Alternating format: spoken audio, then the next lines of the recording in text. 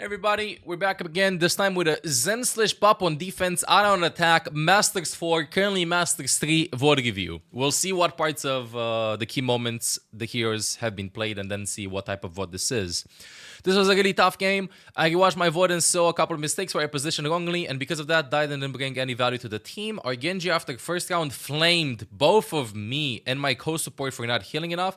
I think mentally that really affected me in your game on attack. Your co-support and you switch characters, and I felt like I heal botted a lot as Ana. Missed a lot of antis and sleeps, and I just generally was lost in your positioning. There were times where you don't think you could have saved your Genji too. How would I be able to support him better? Where would be a better position for me to take so that I could make sure that we didn't lose the team fights? At 11:48, the first key moment. So I was sticking close to my Sigma because of the ball. In case I would have been doved, he could help me with Sigma Roku on the ball. However, because of this, I couldn't heal my low casted even though I pinged him to calm down. Since I tunnel vision on him too much, I couldn't heal my Sigma. Where should I have been on this that I could be safe combo but also be able to support both my tanks and DPS? Should I just have taken high ground? Okay, let's go. 11:48. Let's just play this first. Nobody asked, Sigma.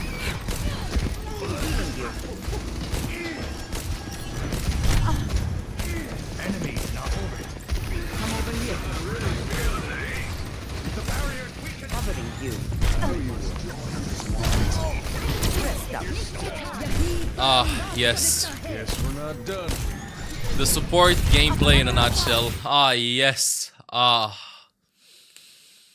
This is how it feels to play support. Thank you for this VOD. This is the perfect VOD. Okay? Because I know exactly what's happening. Okay? You know what's happening? You are feeling judged. Because it is one of the reasons why I say it's called support, not healer.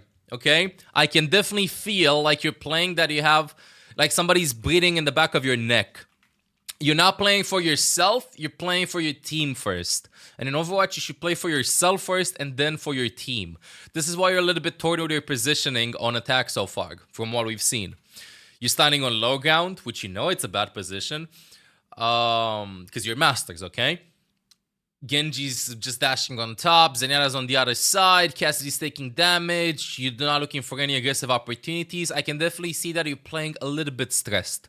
So, first things first. If somebody is being toxic to you, or BMing you, or flaming you, anything like that, okay? Then just mute, report, and move on. You do not have time to argue with them in ranked. You will not pull a list of explanations as to why it was their mistake and not yours, and even if it was your mistake, why they shouldn't be assholes to you, okay? So if somebody's being a meanie to you, I just recommend just ignore, report, mute, go next. It's kind of like you want to play chess and you have a pigeon walking all over the board. No matter how much you explain the rules, that's it. Okay? If you can, for example, still talk with them afterwards and not be affected by it, then go ahead. But keep in mind that you want to play the game rather than win the argument. You muted after this game and won 5 straight games. There you go, okay? You're not playing, you're playing to win. You yourself, not your team. So, just, if somebody's annoying you, just mute, go next, okay? You don't have to listen to the abuse. It's not like you're in game and you have to listen to the abuse just because you got in the same game with them. Don't let them break your focus. Anything that can break your focus, mute, go next. That's number one. Number two, let's dive into in-game tips, that is.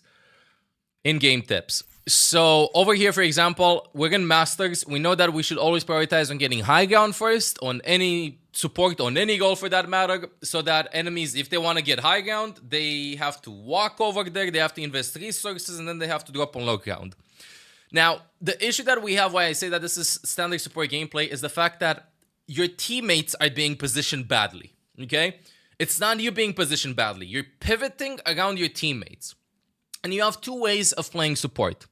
You have either the possibility of you position for yourself, as in you're just being very individualistic with your positioning, which I was doing a couple of years ago when I was learning how to play better. Or you work with what you have and improvise. which I feel like that has helped me as a player way more than before. And helped me become a better player way more than before. What I'm trying to say is the following. If, let's say, for example, you go on attack, right? You want to go, you pressure, but you might not be in a position to help your Sigma, your Genji, your Zenyatta, your Cassidy. You might be using your abilities wrong. You play really aggressive, right? You might get picks, you might die, you learn fast, you'll climb fast with this style. But if you see where your teammates are being positioned and then decide what you have to do based on their positions rather than hesitating, then that's how you become a well-rounded player, I would say, rather than non-stop aggression. Because non-stop aggression can be easily countered by expecting the non-stop aggression. It's only one playstyle. It's kind of like you carry punches non-stop, you wait for an opening, you're gonna get tired, boom, you get punished. You have to adapt, my opinion. So, in this case, you're playing on low ground, and you see your Sigmas on low ground. Bad position. What did we say earlier? We have to get high ground.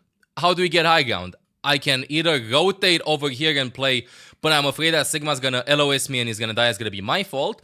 Or I can work with what I have and try, if I can get high ground, I can at least try to get in cover. Okay? You can just, for example, walk back over here and support them from here. Even if this is a bad angle, because you might get shot from there, or from there, you might drop over here at the barrels, and the damage that is going to you is not going to Sigma.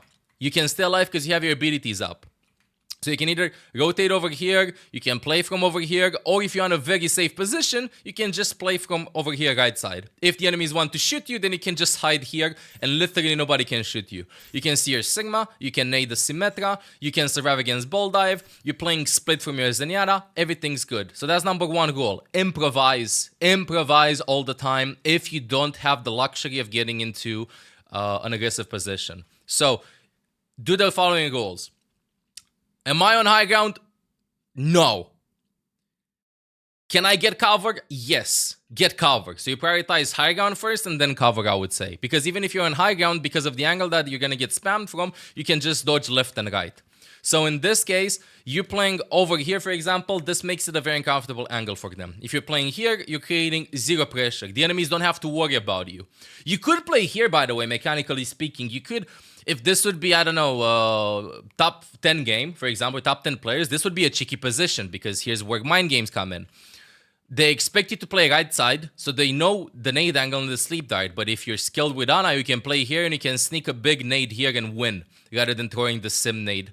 The nade onto Symmetra over here. So you have a lot of options, what I'm trying to say, okay? Don't ever feel like, when playing support, don't ever feel like you're just there to exist. You're a support, you're not a healer. So again, try to get in cover. You see, like, you approach the fights, this is all you have to do. This is all you have to tell yourself while you're playing Jelly Ace. You have to say, cover. Literally, you start the fight, you support, you do whatever, cover, cover, cover, cover. Is this cover? Yes, this is cover. Okay, now, what do I do? Can I nade? Can I sleep back? Can I do that? Just cover. That's it. I'm not joking. It's that simple. Just repeat that word non-stop and your position is going to improve 10 times. And with time, you're going to be like, yeah, but this was a little bit safe. Should I play there? Okay, next time I'm going to pressure from here. Second part of the team fight. Second part of this, you said something about ball. Okay, something about ball that you're saying close to your Sigma so you can rock ball. So, usually, here's how it goes. A little bit of mathematics. If there's only one target that can dive you, and you're playing Ana, saving 2 abilities for that target to deny dying fast from the target that wants to dive you is the safest option possible, and you can win. You're gonna buy a lot of time. Your goal is not to kill the one that dives you. Your goal is to make them invest resources and them not getting what they want. So for example, this is why it's the safest option. 1 dive target, 2 abilities saved, safe, extra safe option. Okay, safe. I'm just gonna say safe option.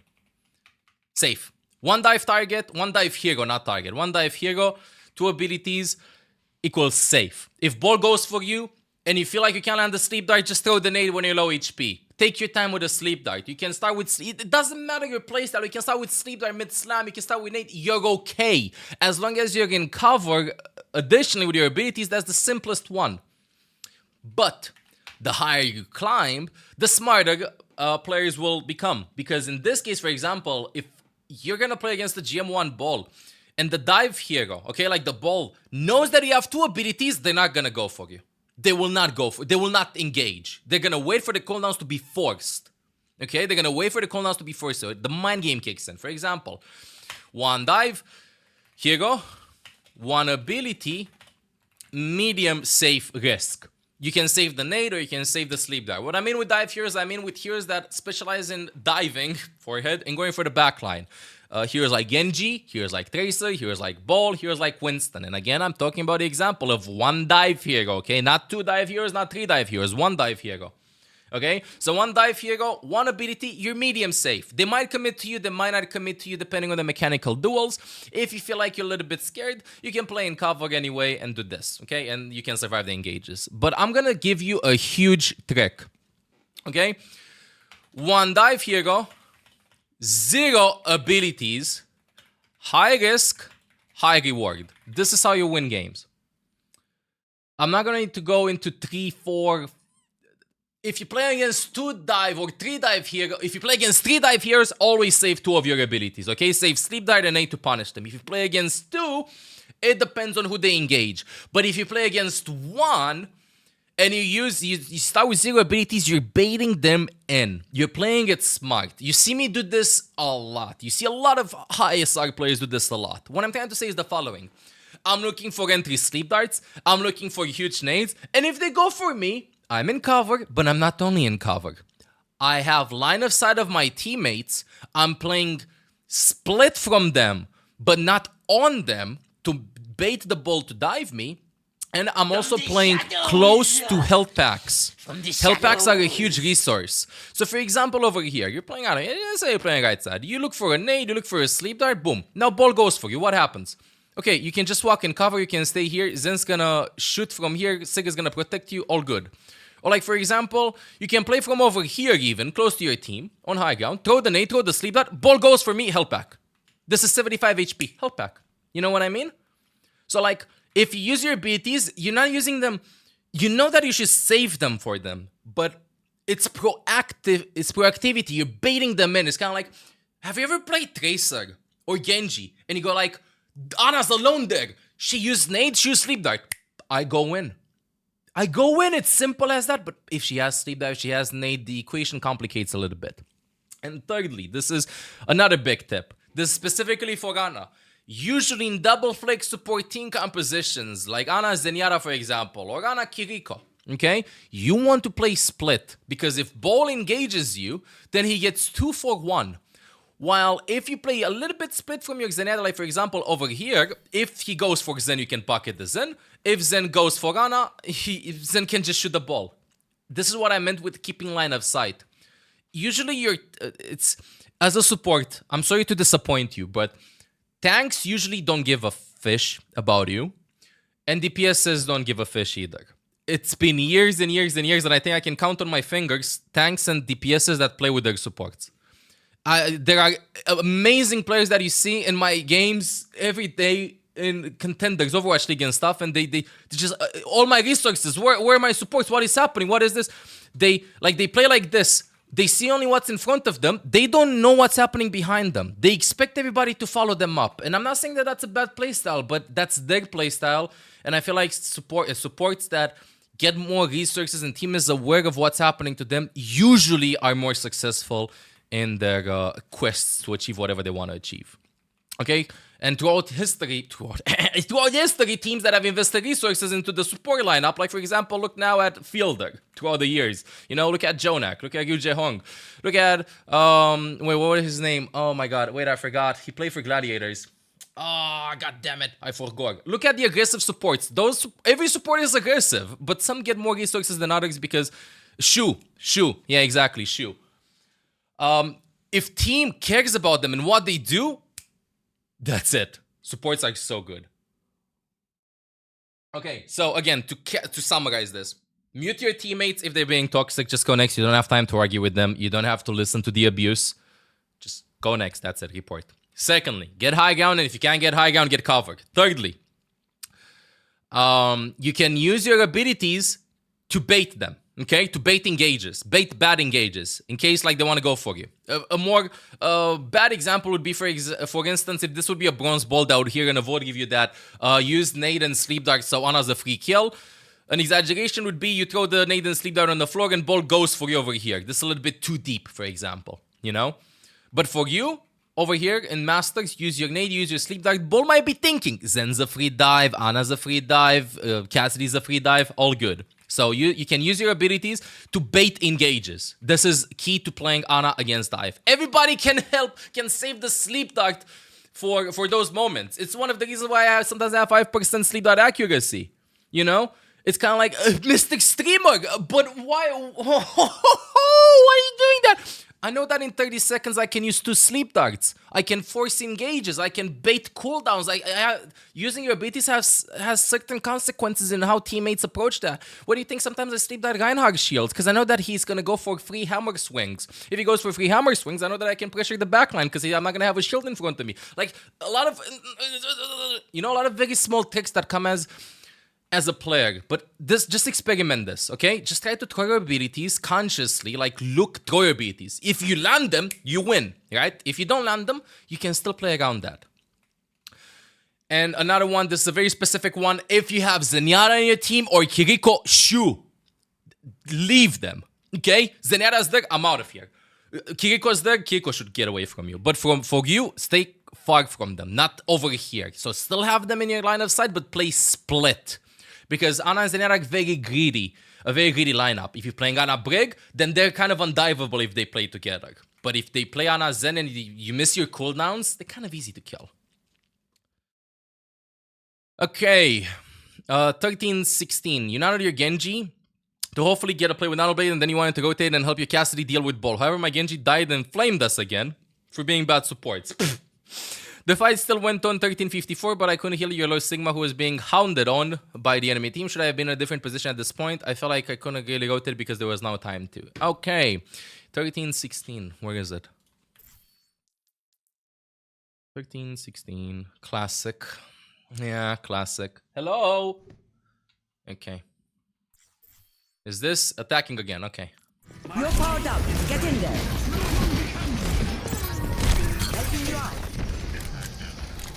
On the payload. Anyone care to join? Nah, that's on Genji. Okay, if he's being mean to you right now, that's on Genji. Like, seriously, I'm sorry. I don't even have to watch that. Like, I know 100% that's on Genji. And then probably with a flame, the panic kicks in. And Sig is just still OSing you. Sig is also playing this a little bit bad. Let's watch again. We can't move until the payload moves. So, Step right. you wanna nano him? Get in All there. good. Can I heal him up? Starting with the nade, by the way, in this case, like when ball goes for you and you want to nade yourself, if only one diver goes for you, it's also about the... Okay, never mind. Okay, I'm not gonna go into it. About how threatening the dive hero is. Like, ball will not melt you instantly. You said you're gonna sleep him, but he used your nade. Consequence of getting flamed earlier and being affected by it, you know? Like, I can definitely see. I can see it. Okay, so you want to go with sleep dart. Understandable. But here's a good strategy, by the way. What did I tell you? High ground, and there's another secret trick. High ground and cover. Okay? You walking over here, of course, you're gonna be like, somebody's gonna be in chat like, hey there, everybody. So I'm a contenders coach for the past half a century.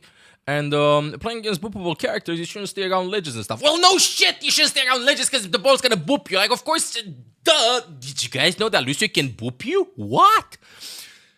Respect the rules. High ground, yes. Cover, yes. Safe, yes.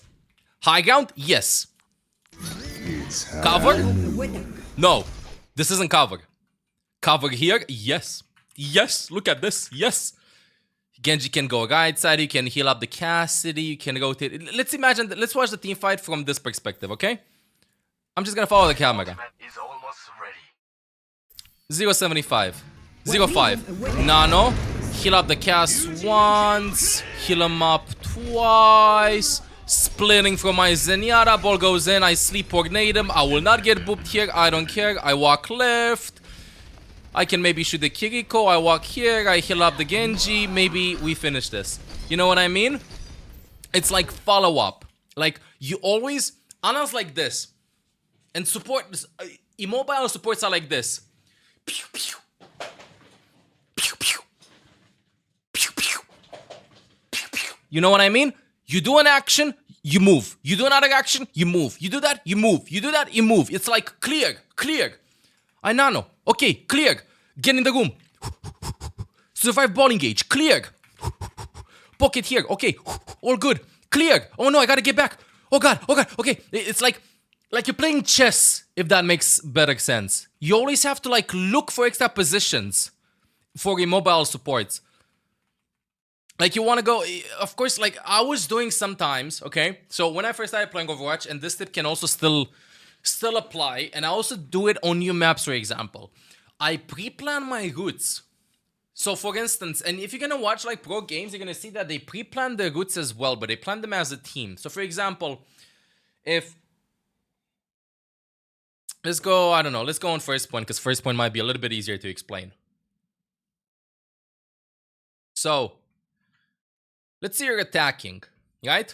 You're attacking with Ana. You can play from here, but what is this pressure? You can walk over here main, but you're gonna get seen. But what if you have an opening to sneak over at this car, and then you have an opening to sneak over here? Then the enemies are gonna be like, what the hell? If they push the Ana, then you might be able to land a nade, you might be able to do a sleep dart, you might be rotating over here, might be rotating over here. I want to take every little corner possible. You see me do this a lot while I play Ana. I take every corner and I fight every time for it. So like over here, for example, on high ground, okay, you get... Okay, I go on high ground, I nano, then I try to rotate. I try to do something. I try to...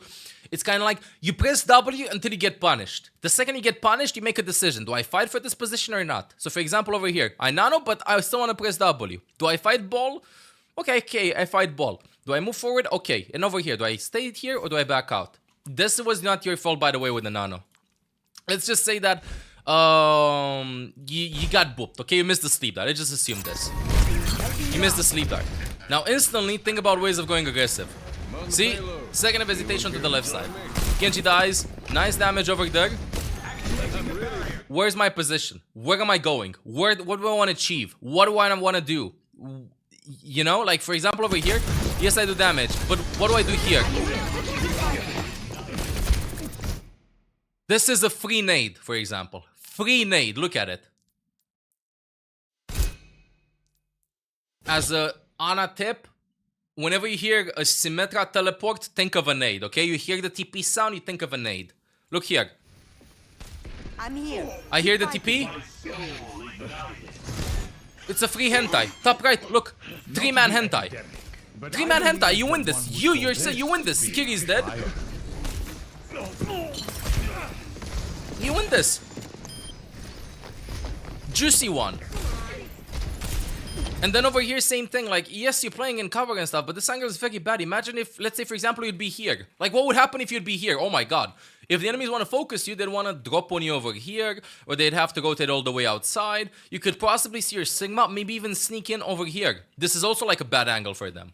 Rather than you stay here, and then something else might happen. Like, imagine playing from here, for example. Because you did have time. Let's see, did you have time to rotate when the TP happened? So TP happened. Now let's imagine you throw the nade. I want to throw the nade. Boom. I don't have the nade. Okay, I'm walking. Okay, I'm good. I'm playing risky. This is stressing me out. I'm stressed. They might drop on me. But if they drop on me, I have health pack close. I'm playing split from Zenyatta. Sigma can see me. I'm in cover. If the enemies drop on me, then I can punish them for that. Imagine you landed a shot on Symmetra when she dropped. Or you heal up the Sig. And now you heal up the Sig. And now you finish the kill on Sim. And then you finish the kill on Kiri, for example. And then Ash drops and you have abilities again. And you trade the Zenyatta. Like, see, the possibilities would be endless. Like, the enemies... Make the enemies care about you. Does that make sense? Like, you don't have to be their primary concern. A good support is almost never the enemy's primary concern because they can get punished easily. And if they get punished, then your team will not have enough resources to survive because they usually don't know how to play without having any heal nearby. So, if that doesn't mean that you shouldn't be there. It's kind of like a list of priorities. You know what I mean? A list of priorities. You should always think of doing stuff to the enemies, or at least if you're not doing stuff to the enemies, think of punishing the enemies if they want to do stuff.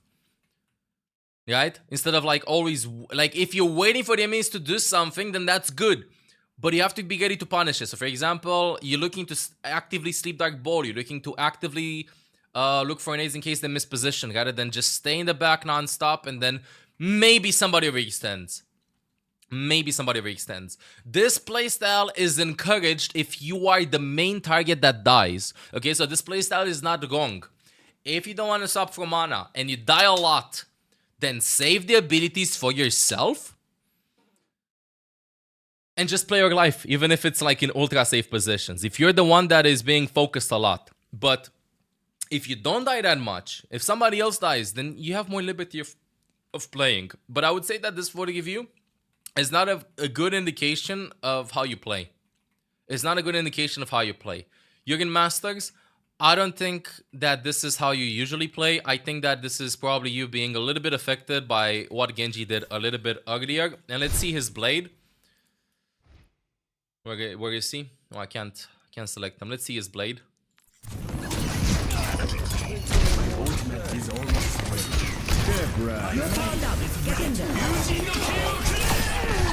What?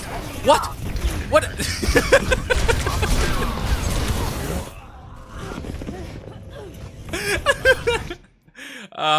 Classic. Classic. So fails the dash.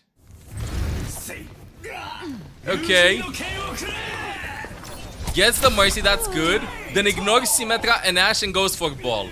Apart from slashing when nothing was happening there. So, you see, Mr. Perfect here that was flaming you just did a gold level play. You know, like, don't it's like this thing. If somebody flames me, then they probably are better than me. Usually, from my experience in gaming, okay? Usually, when people flame others, it's a self-defense mechanism so they don't get flamed for their mistakes. And this happens in a bunch of ratings, okay? I've had like a lot of games where at the beginning of streaming, I saw like a lot of people just flame and stuff. And I was checking the VOD afterwards and I was like, what are they doing, you know? It's kind of like a way to mask your mistakes over here. Kind of like, he doesn't get more kills with this, he knows he fishes up, it's not my fault, it's their fault. It's deflecting, I guess. So, don't be affected by it. I know it's forehead, don't be affected by it. Mute, ignore, continue. You'll probably not have a fruitful discussion with somebody that flames you in a video game after their mistake and they're being assholes to you. If you want to make a symposium, you want to make a conference with that individual, and you can list pros and cons and fly people from all over the world and have a debate and stuff about that team fight, then sure, go ahead, but you don't have the time to do that. You only have time to argue maybe in between rounds, if that. You can argue afterwards if you're in a team. I'm not saying that you shouldn't discuss these things. If you're in a team and the Genji does this to you, for example, a teammate does this to you, then you can talk after the game. Okay, you can talk after the game. And that's it. Okay, so without further ado, let's hop in Olaf review. Okay, do this, do that. This game is very, very, very interesting because I don't think that this is how I usually play. So I'm going to set your aim at 10. I'm going to set your decision making at 10 because you are influenced by whatever was happening in the game. And I'm going to put positioning and cooldowns at 40%. Your problem is very easy to fix, okay? So let's go. All I've recommend you do the following. If someone is toxic, just mute, avoid, fog mesag, go next, okay? If it affects you. Next. Respect the rules ML will tell you. And that's it. Like, your vote review is very simple. Okay? Your vote review is very simple. So, I'm gonna say why. Number one, position better forehead. High ground, cover. That's all you gotta do. High ground, cover. If you can't say yes to both questions, at least say yes to one of them. One of like high ground, question mark, cover, question mark. If you have one answer yes, then that's a good position. That's it. Literally. Position better, high ground, cover. Secondly, you can use cooldowns to bait cooldowns. Okay? The diver explanation. Okay, the diver explanation. 1 dive hero, 0 cooldowns equals risk but high reward. 1 dive hero, 1 cooldown. Okay. 1 dive hero, 2 cooldowns. Safe. Number 3, if you don't die a lot, then go for plays, okay? If you die a lot, then play safe. Number 4, I know you can't see, I'm gonna scroll down. Number 4, if you play Ana Zen or Ana Kiri, split from them.